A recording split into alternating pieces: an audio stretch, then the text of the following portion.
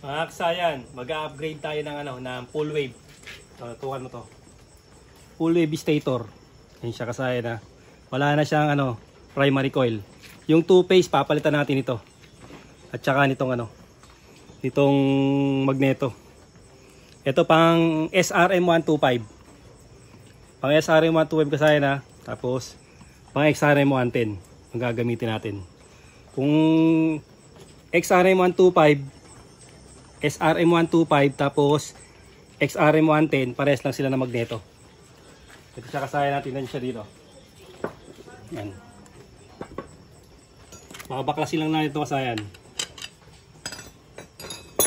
Kaya upgrade natin yung kasayan para sa mas matipid na na stator. Tapos mas malakas na kuryente.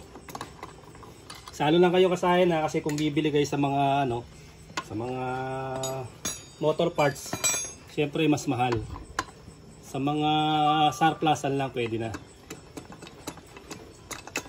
May mga o kaya kasayan ang bilihan talaga ng mura sa junk shop. Titingin lang kayo ng kasi kailangan nyo lang yung casing. Ito siya ba. Ito yung kasayan na. Ito inano ko na to, niready ko na to kasi hindi natin makikita kung hindi ko siya bubuksan Kaya naka-ready na yan.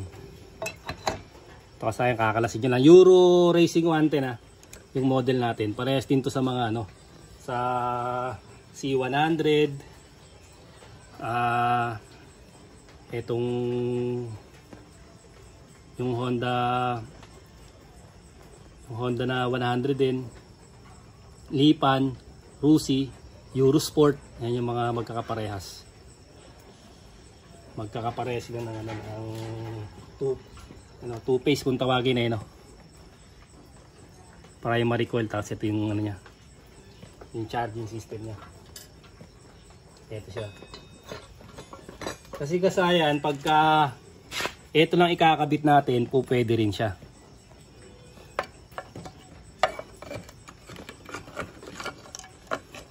Papakita ko sa inyo kasayan para magkaroon kayo ng idea.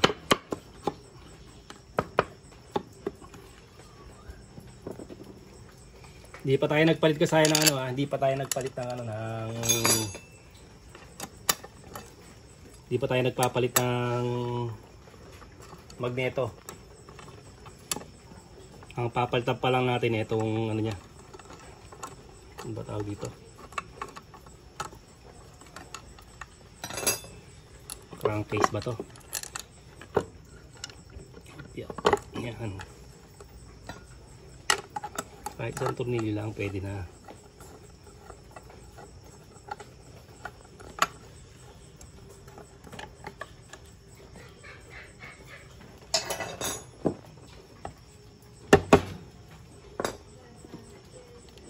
Gawin na natin.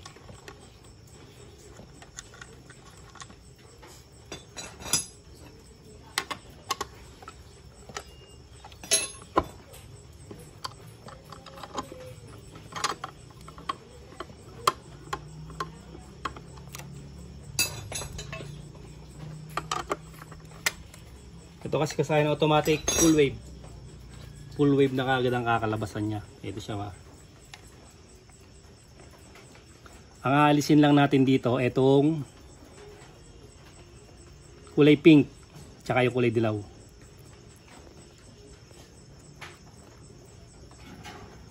Itong positive negative, lang yan, steady lang yan dyan. Standby lang siya, hindi na natin siya hugutin. Yung dalawa lang.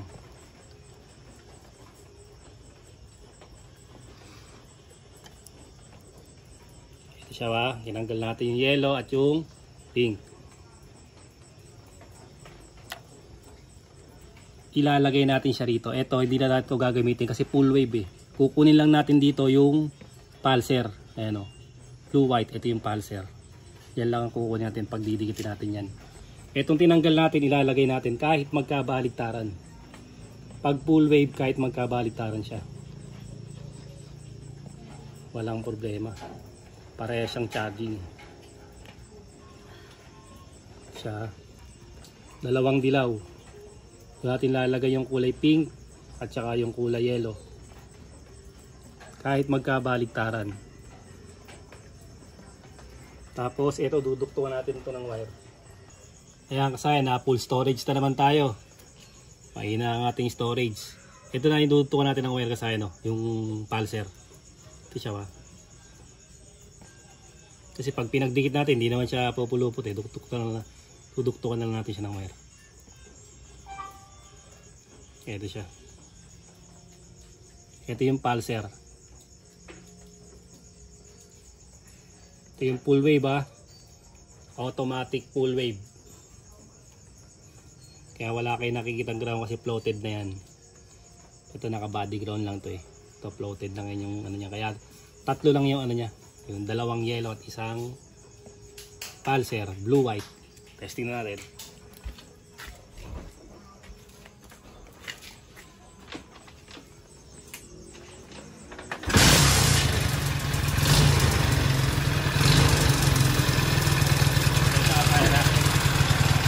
Tapos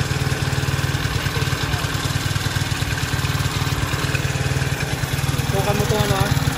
Yan ang tutukan mo yung ano natin. Lagay natin sa 20 or 200, pwede rin. Tutukan mo ang kanyang charging system. Yan. Okay, revolution.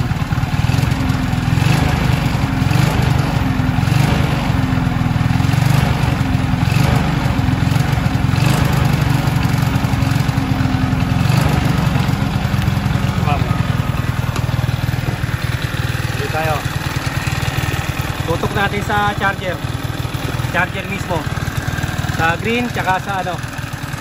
Sa green tsaka sa red. Yan na, green red ha. Okay, test. Revolution.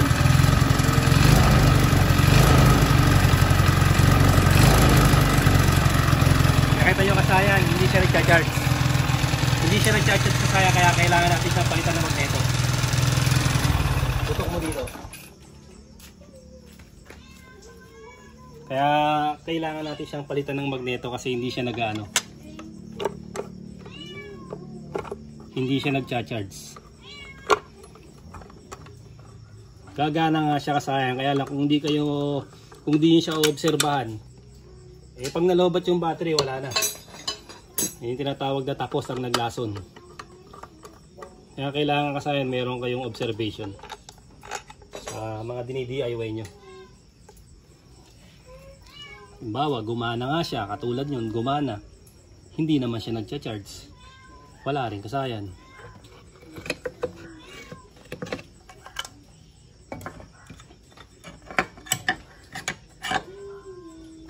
Ayan.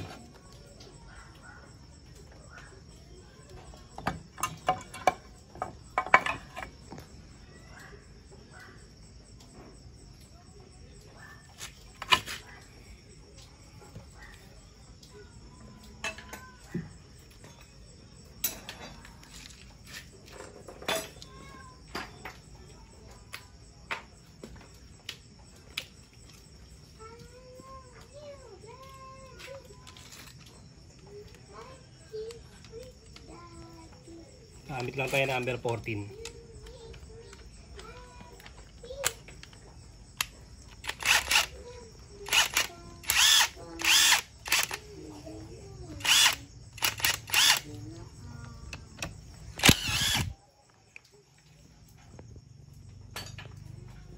Tapos gamit tayo ng puller. Lalagay kayo nito kasi yung tornilyo ha, para maiwasan nyo yung pagkasira ng ating connecting rod.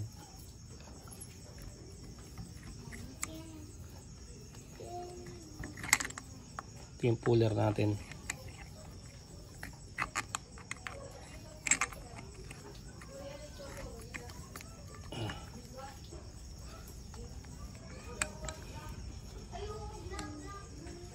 Number 70 naman ang gagamitin natin dito.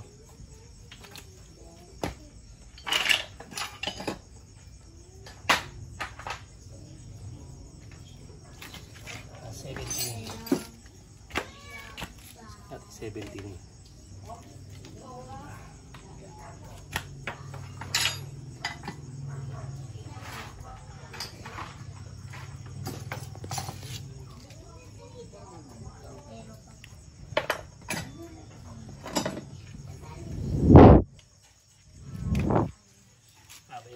natin.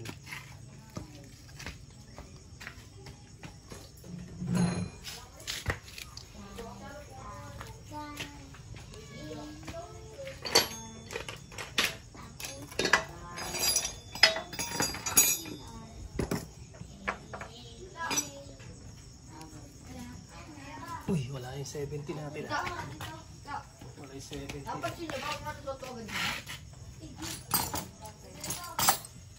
Okay na to. Black na lang. Ewan ko kung suot ko ganyan eh. Silalim, tinawag nga silalim.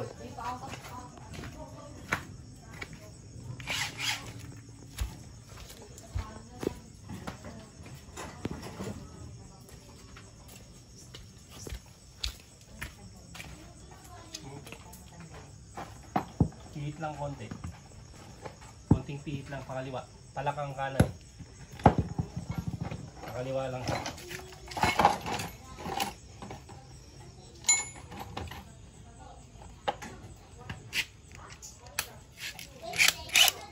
Tapos palak lang siya, palak. Ulit lang. Yan na, okay na siya.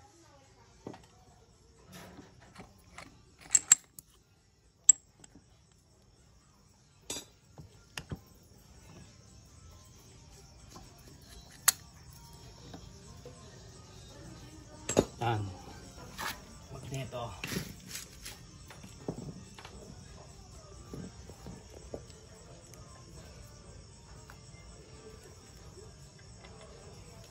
May kanal to kasayanam. Ito yung pinakakanal. Tutok nyo lang sa pinakakanal nito. Pagka naramdaman nyo na kanal na, katulad yan, sumasabay na siya, tsaka nyo pa lang siya lalakan. Tsaka nyo pa lang lalaki yung tornilyo. Ito pala yung pagkakaiba niya. Ito siya, oh. Mali ito. Ito mas malaki yung ano yan. Ito. Alisin mo yung sounds mo dito. Ito siya, may yung pagkakaiba, oh. Kaya tayo magpapalit ng magneto. Yan, sa may signal niya mas malaki.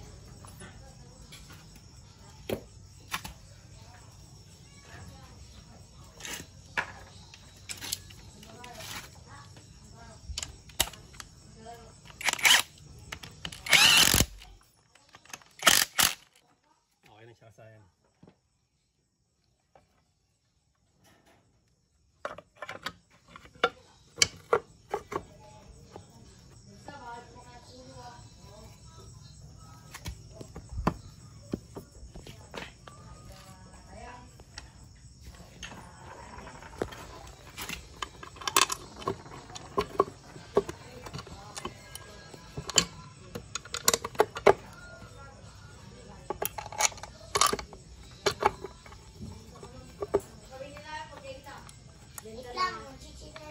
Okay naman na yung dalawa ng tornilyo kasayan. Para mabilis lang tayo.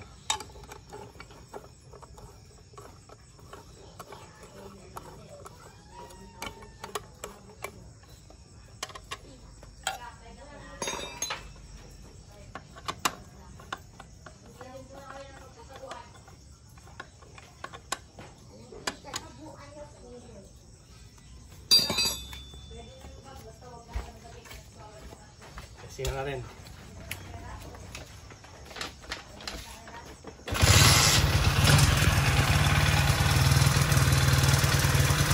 Iba natin din, oh. Mas mataas yung minum niya kasi mas malakas yung kuryente niya.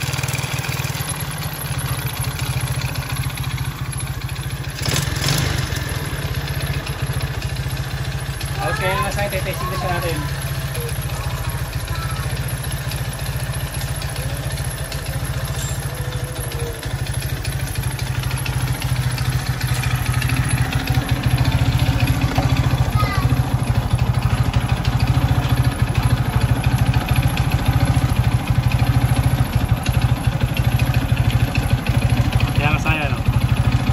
Automatic agad kaya 14.2 kagad siya. Okay, revolution.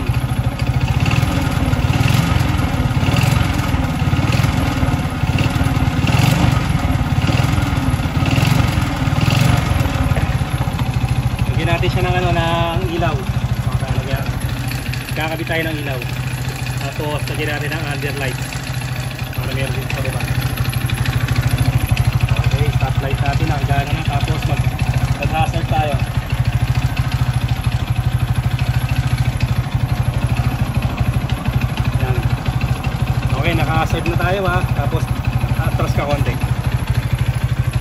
makikita lahat ng ilaw. Yung driving light natin. Dito. Pag gano'n nakita. Pati yung stop light natin, brake light. Tingnan natin ngayon yung reading.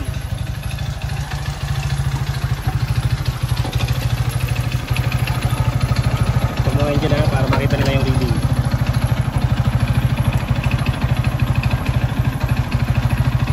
Ayan yung reading ko sa akin ha. Baliktad, negative. Kahit sa body ground lang itong test proof natin. Pwede yan.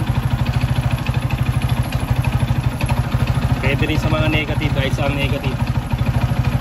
Revolution. Okay. Siya tayo no.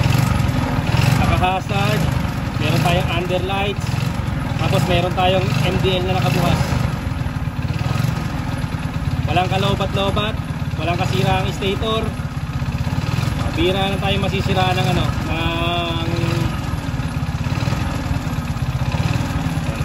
pakasaya na. Dito tayo sa harap pag para mas kita nila yung charging. Wala ka ba to? Tutukan mo dyan. Tayo, may tayo sa likod dyan. Dito tayo sa harap. Ito lang positive, negative.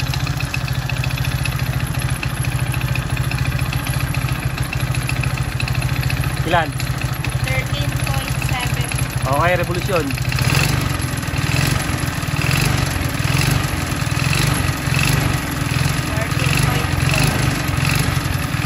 13.4 ay 14. Naka-hazard, underlights, MDL. 14.4,